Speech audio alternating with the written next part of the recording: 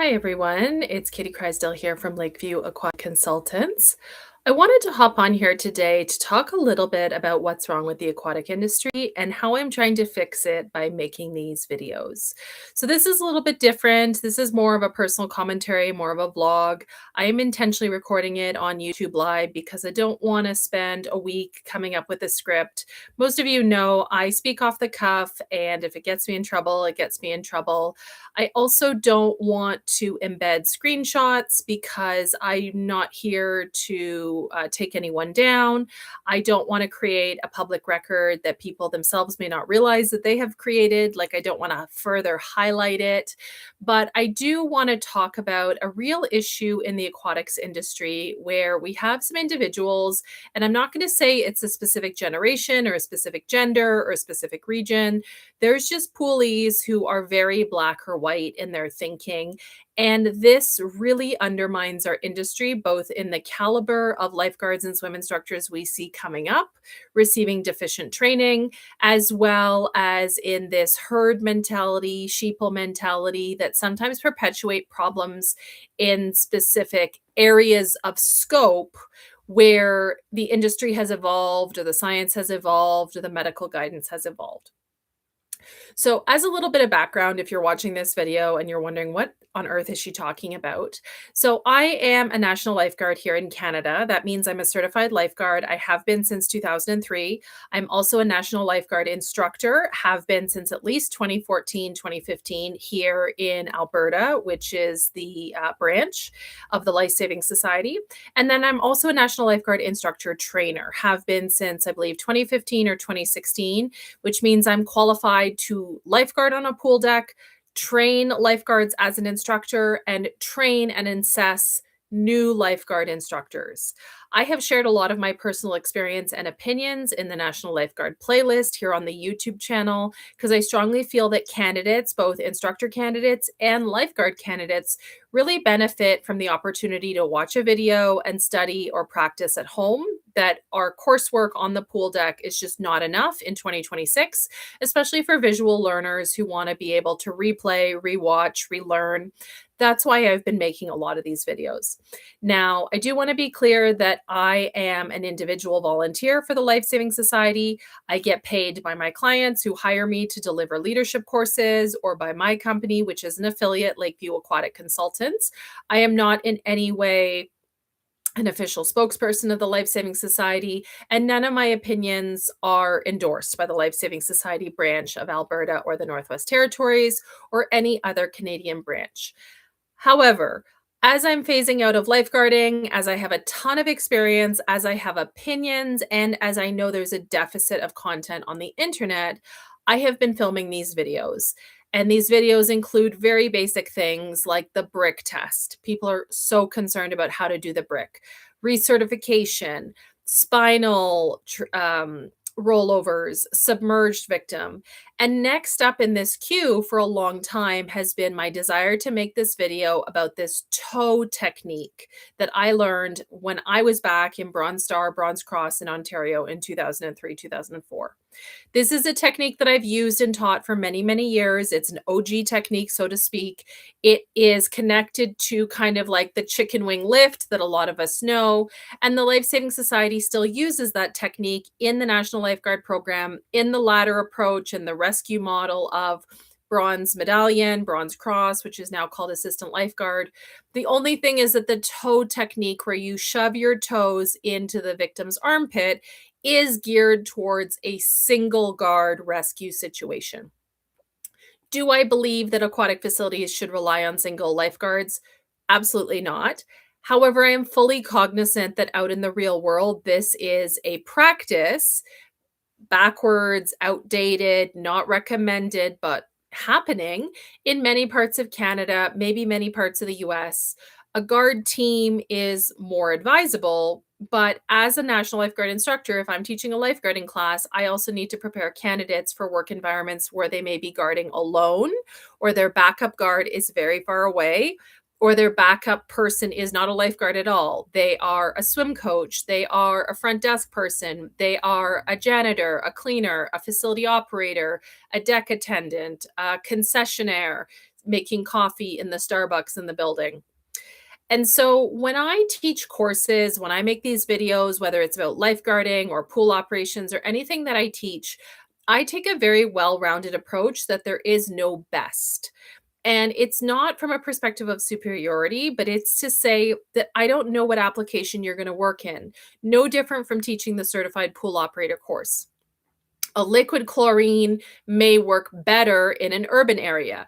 A dry chlorine may work better in a rural area where everything is flown in or transported by boat. The same thing for lifeguarding. I don't know if you're working in a condo pool, a hotel pool, if you're working at a waterfront like a beach. I don't know if you're working at a water park, if you're working with one guard, two guards, three guards, or seven guards. Shallow pool, deep pool, square edge pool, beach entry. There's so many considerations. And so, those of you who followed me for any length of time, you know this. You know that I'm not black and white. I'm not here to say the best, the only, or my way is the highway. I'm always going to go back to the sources. This comes very much from my academic background. I have a bachelor's degree and a master's degree. I do not bring that up very often because I don't want anyone to think that I'm trying to be superior. In those frameworks, though, of being in post-secondary school, I had to back everything up. I had to source and cite any academic paper that I created with books and articles. You guys know the drill if you've done school. You can't just say something without backing it up.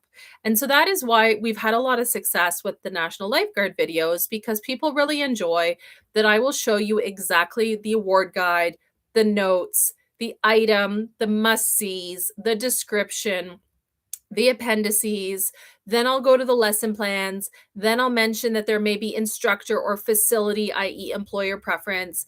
Then I'm also going to go into the fact that lesson plans may be different. Generationally, there may be things that are different in terms of the way we taught and did things in 2002 when I was a junior guard are completely different in terms of something like CPR and partial choking versus complete choking versus submerged victim and spinals from what we do in 2026 versus 2016. So all of this is background that you regular viewers, regular subscribers know, and you enjoy my perspective on these things. And I totally get that. In parallel, as a business owner, I have really become comfortable over the last, let's say, 2 to 3 years that I don't need to go viral and I don't need a bigger audience. I'm happy with my niche audience. What I have found when my content, whether it's on Instagram or YouTube or Facebook, reaches beyond the poolies, like those of you who work in the aquatic industry or used to work in the aquatic industry or are passionate about water safety and drowning prevention, you get what I'm about. You get what I'm trying to do and how I'm doing it, why I'm doing it. I think back to this reel from Instagram that I put on YouTube during the pandemic, and it was regarding a lifeguard. And I blurred out their face and I did not identify the facility, but I put the caption, "Is this how a lifeguard should look?" Because the lifeguard was very much like slouched in a chair on the deck, disinterested.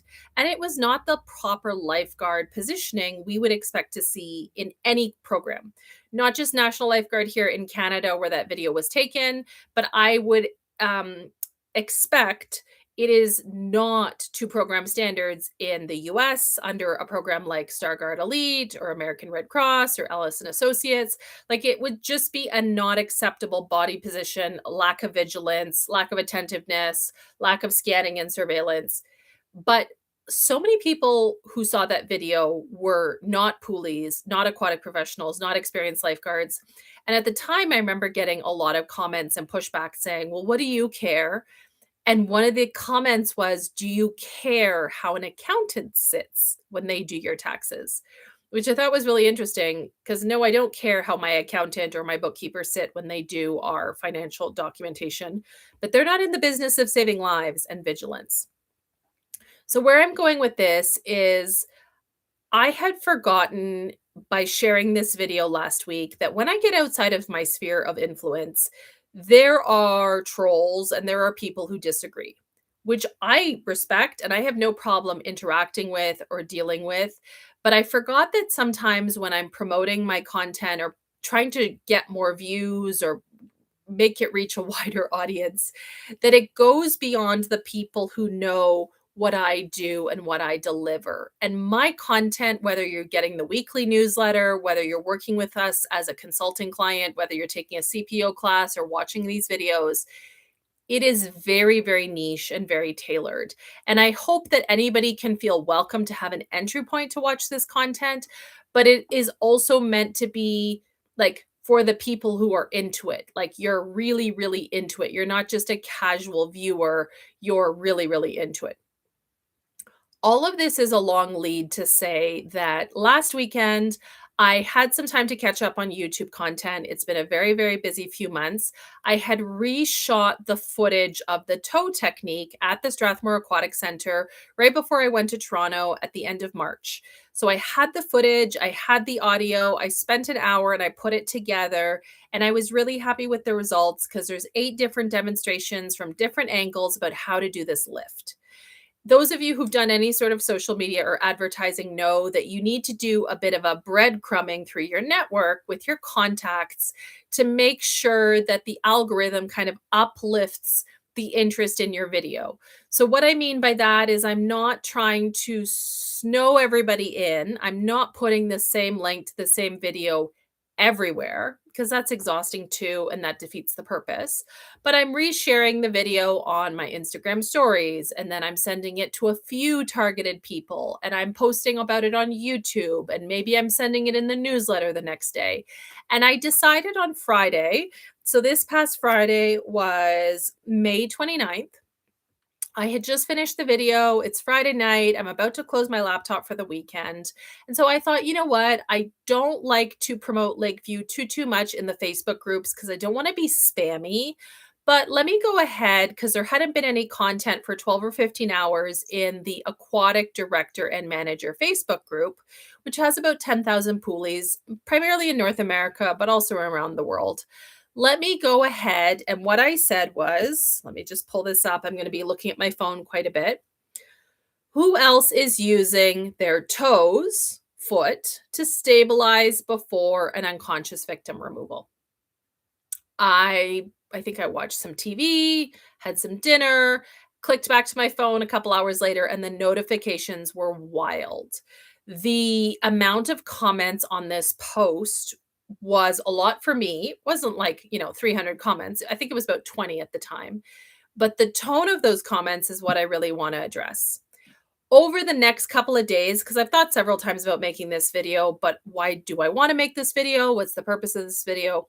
Over the last 5 days since I posted, because I'm now making this video on a Wednesday, the tone of the thread and comments underneath the video has shifted. And it think is also part of the story that I want to share. That it's very common in these Facebook groups and in our industry, unfortunately, for leaders to take the lead, and they're not always the most up to date with information. They may be the loudest in the room or the most famous or the most high profile, and they take a leadership role that is undeserved in some situations, or they apply a certitude to their comments and their actions that I think is a real disservice to the aquatics industry. So, what I mean by that is initially when I posted this video on Friday, and just to be clear, I'm completely unbothered because if you hate my video, that's still engagement. The algorithm doesn't care. I'm happy if you hate my video because you're going to direct rage bait to my video. The video is done very, very well, and I'm very grateful because we're trying to achieve, 3,000 hours of watch time for monetization. But the thing I wanted to start with is one of the initial comments was a bit of a trolling comment. And I'm reading it from my phone because I explicitly do not want to screenshot and share and put these people on blast. Because, like the first comment, I was able to find the person very quickly on Google, figure out where they work, figure out their job title, figure out their work email. I have no agenda, but I also think just because it's a private Facebook group doesn't mean you shouldn't be aware of how you act. So the first comment was basically rude and said, so the drowning person should be on the board, i.e., spinal board. You use your feet to control the board and not the person generally. And I didn't join this conversation until about an hour or two into it. And some other Canadians had said, that sounds like an ARC technique, American Red Cross. And then I factually commented back, we don't use spinal boards in Canada for drowning victims in National Lifeguard, only spinal injuries with an actual mechanism of injury. What you're describing might be the technique in your lifeguard program, but not ours. And this is a very standard boilerplate, respectfully. You don't know what you're talking about. I know what I'm talking about, but I also don't know your area of expertise. I'm not going to overstep your line. If you stay in your lane, I'll stay in my lane. And then the person just doubled down. And it's funny because I'm just looking. I think that they took out part of their comment because now I see a reply to myself. And my reply to myself was basically, we can agree to disagree. Have a nice weekend. I was not going to spend my Friday night engaged in a vociferous discussion in a Facebook group when I have better things to do. And this person, maybe they don't have better things to do on a Friday night. But the tone, which since has been, I would say, attacked by some other people, saying, it might be helpful to ask what the technique is for removal in Canada rather than to be insulting. Someone else said in Canada, there are a lot of places they're allowed to have only one guard to be on duty, like hotel pools and even waterfronts. And it took a while for the vibe to change because there was another person I'm not going to name, but somebody who's well known in our communities who basically very declaratively said, no, i.e., this technique, doesn't help. And some people jumped in, which I appreciated. There were some Americans who jumped in and said American Red Cross in the early 2000s taught extrications without a backboard, very similar to this. Somebody, a Canadian I know who's working in the US now, jumped in and said they love this technique and it's an important one for junior lifeguard programs. Make it work with what you have and not be dependent on equipment to get someone out of the pool quickly, i.e., the equipment might be delayed in arriving, excuse me. My favorite comment was someone who I presume is American and felt they had to go anonymous. And they said my favorite comment, this was the next day. In my opinion, one of the bigger mistakes of the American Red Cross was removing single guard extraction from their instruction. I get that they were trying to lead the way towards no single guard pools and shield liability, but there are thousands of facilities that will never have more than one lifeguard and that often have only one patron at a time. And it's important the lifeguard have access to the existing tools to save lives in that situation. I hearted this comment because this is exactly what I'm getting at with my videos. My comment said, you understand exactly what's happening in many pools all over. Yes, a guard team is better, but it's not the reality everywhere. The only job I ever quit after one shift had me solo guarding, this is me, Katie, for 3 hours with no other lifeguard in the building. The facility was still open and doing this staffing practice as late as 2020. That is why I make these videos, and that is what's wrong with our industry, respectfully. You get people who come out of the gate, they're so certain that they know everything, and they don't have this awareness, this self-awareness we teach. Yes, it's in Life Saving Society, but we have our self-assessment, our peer assessment, and our leadership assessment. If we cannot be open to feedback, even consider for 1 second that there is merit to what someone else is saying, we have an issue. And I understand in 2026, the landscape of our life is politically divisive. There's a lot going on in the world. And this is not about politics. This is about aquatics. Can you imagine being a doctor and not learning the most recent technique or not being aware someone else does a procedure in the emergency room and it saves a life? And you say that's wrong, but it works. Like there's so many different applications for different scenarios in terms of lifeguard team versus single guard, victim size, victim type, pool location, skill set, availability of aid, weather conditions or lighting conditions. Like there's just so many variables. It's, thousands, if not millions of variable computations. It was just so bizarre to me. And you can tell I'm in my late 30s because I was able to walk away from this thread, whereas 20 years ago, I would have been in that thread all night commenting and fighting back. It's like you're digging the grave for yourself, so to speak, if you don't see what you're doing. And it's funny because then this devolved into this other conversation where people were talking about, they were replying to this person saying, yeah, one of the biggest mistakes in our industry is single lifeguard facilities. That's an opinion. Sure. Single lifeguard facilities are a problem. Absolutely. But we're not in an ivory tower. They're a problem, but they also exist. And this is one of the big things that's come to light for me when I became a consultant full time in 2017, 2018. My background had previously been in municipal and nonprofit aquatic facilities whose mandate was lifeguards, water safety, drowning prevention. We're all on that train together. And then when I joined the private sector, where I work with hotels and condos who are very profit driven and they don't care so much about water safety and drowning prevention, who will skirt the laws, or if there are no laws, they won't do something. It became very apparent to me that there are not always good people in positions of leadership or ownership. And sometimes people have to be forced to do what they're required to do. It always comes to mind a particular conversation. I'm not going to cite the person because they're very, very well known. But I was talking with them about pool operations and chemical controllers and closing the pool. And this person basically said, da da da da da, nobody would ever do that. And I said, well, unfortunately, the thing you're talking about nobody ever doing is what keeps my consulting business in business. People are doing it all the time.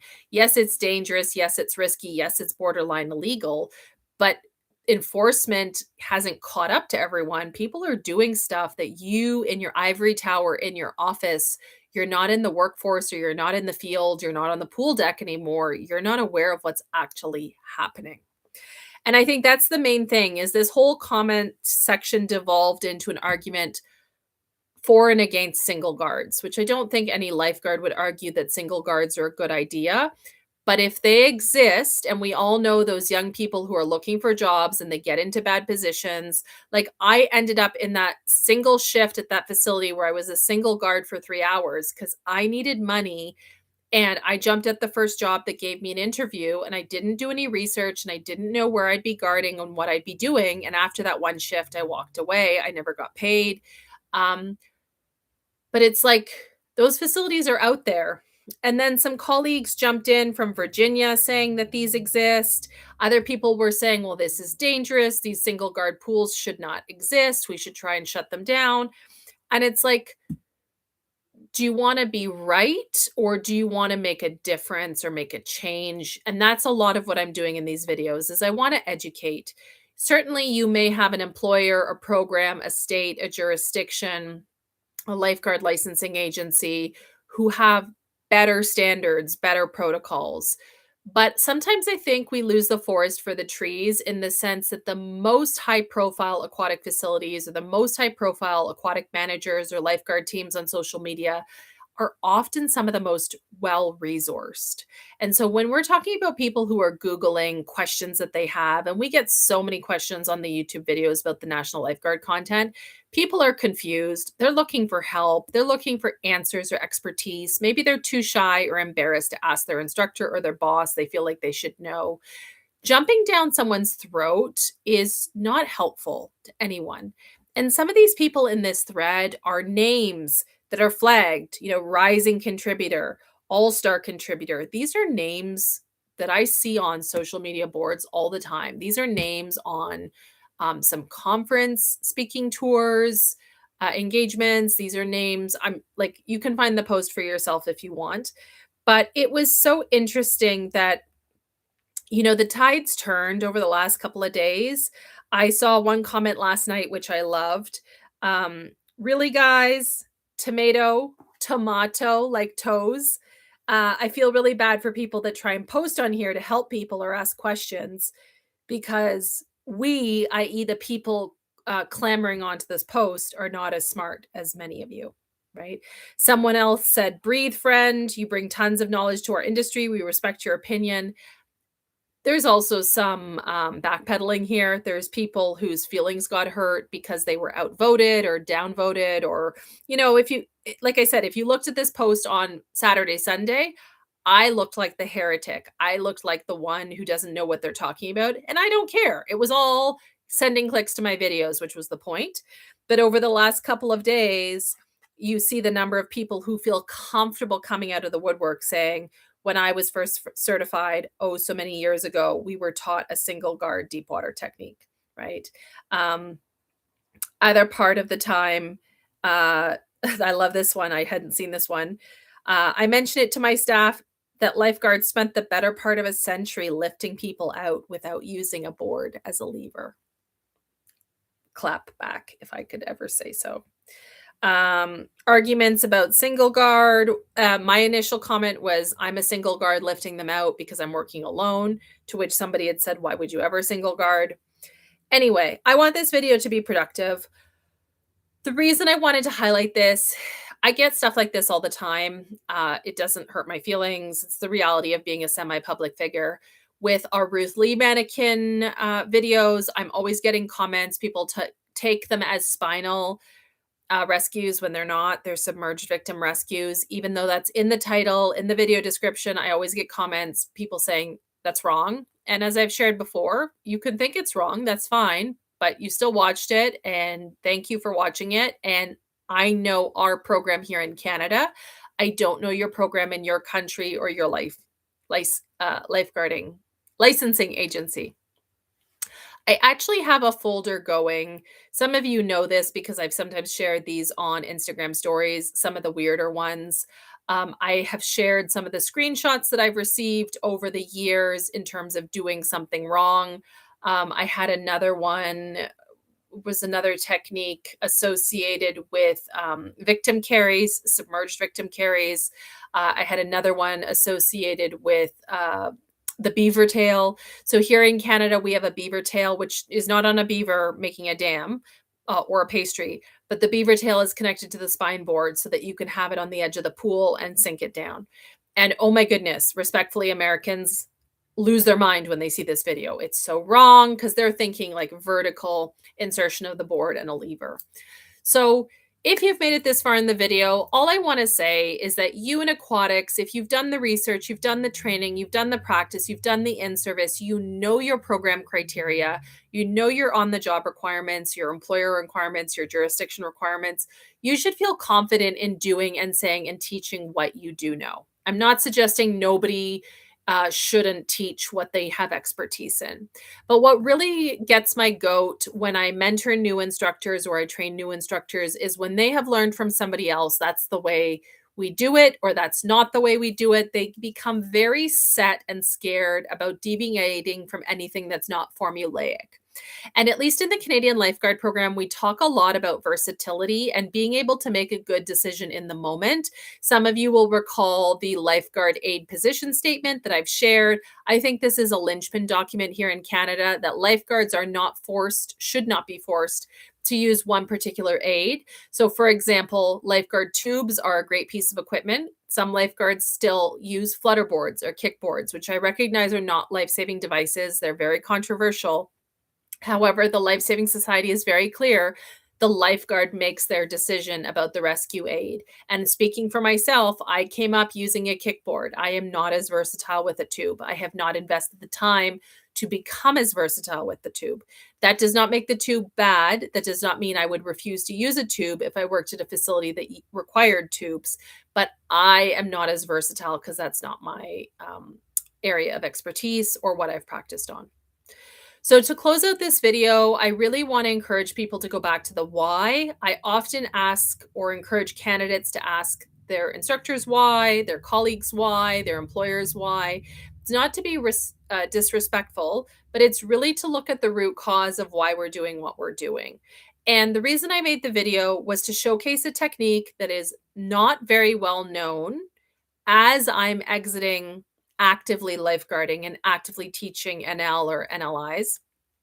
And I want to put it on the internet for posterity. And if you don't like it, you don't like it, but it is a legitimate skill that works for somebody of my size who is not very strong. And I can lift big guys, bulky guys, different sizes of victims out. That's highlighted in the thread as well. Larger people, bigger shoulders. It's very easy to lift people out, and you don't always have access to equipment. Here in Canada, have I seen people lever the board? Yes. Is it a program standard? No. It might be a practice at a particular facility or jurisdiction, sure, but that's not something that is as common as it might be in your area. And so, my suggestion to you this week is really to be confident in what you know, especially if you know the program standards as an instructor or a trainer or an experienced guard. And don't let the people who are the loudest in the room, who are often the least knowledgeable and the least versatile, and sometimes the least experienced, not always, but they are the loudest or the keyboard cowboys who have time to rage bait a post. Because like I said, I noticed the guy took away his initial comment because my comment is replying to myself. So he deleted something that made him look bad. Um, we all need to be aquatic professionals. One of the reasons that lifeguarding is so laughed at in the general public is because of this type of infighting and this type of lack of professionalism and this lack of consistency. And I know it's not just people in a private Facebook group on a Friday night who might have nothing to do or might have had a bad day that led to that, because it was the week after Memorial Day last week. So people were maybe tired and cranky. I've seen it also at organizational levels and corporate levels and between businesses. I'm not naive. I understand that we live in the real world and people have problems with other groups and what have you. But the main reason I make these videos is because if you believe in what I'm putting out, you support my process of my credentials, my experience, my commentary, showcasing what is technical or what is required versus what is recommended. That is why I'm here. And I thank you for watching this video. I thank you for following our resources, whether you've patronized our CPO classes, whether you're interested in courses in the future or consulting or what have you. I am not the only answer and I am not the only solution. And you should have many tools in your toolkit or many resources in your fanny pack or many lived experiences to equip and prepare you to respond, not just one way or the highway. That's it. I will catch you next week. Bye for now.